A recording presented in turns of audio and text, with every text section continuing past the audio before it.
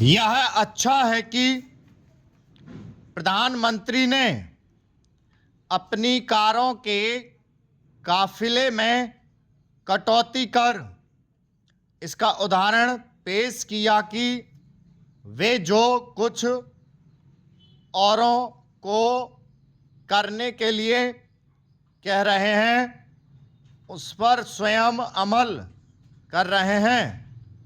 उनकी ओर से अपनी कारों के काफिले को छोटा किए जाने के बाद कुछ केंद्रीय मंत्रियों ने भी ऐसा ही किया है।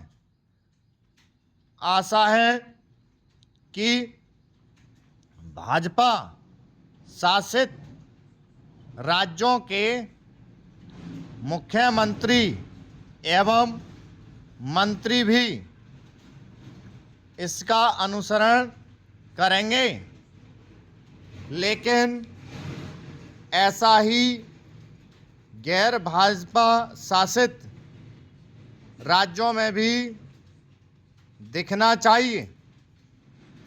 इसी के साथ ही सांसदों, विधायकों, अन्य जनप्रतिनिधियों के साथ नौकरशाहों को भी ऐसा ही करना चाहिए।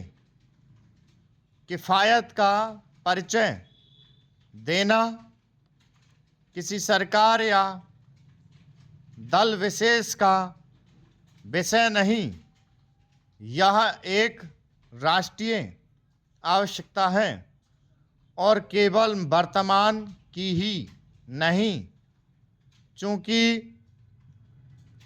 हम एक विकासशील देश हैं, इसलिए मितव्ययिता का परिचय तो सदैव ही दिया जाना चाहिए और सबसे अधिक नेताओं और नौकरशाहों की ओर से दिया जाना चाहिए, क्योंकि उनके बीच किफ़ायत की जगह फिजूल खर्ची की संस्कृति ने जड़ें जमा ली हैं।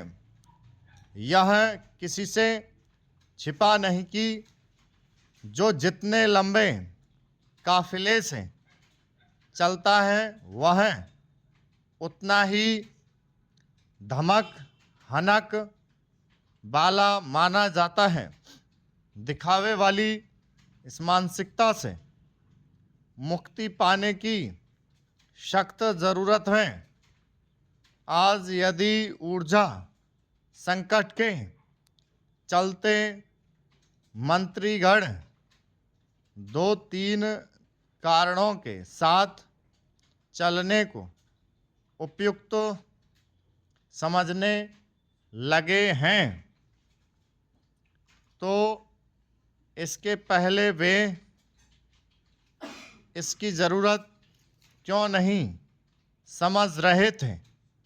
आखिर ऐसा तो है नहीं कि ऊर्जा संकट के पहले पेट्रोलियम पदार्थों का उत्पादन देश में ही हो रहा था या फिर उनका आयात बहुत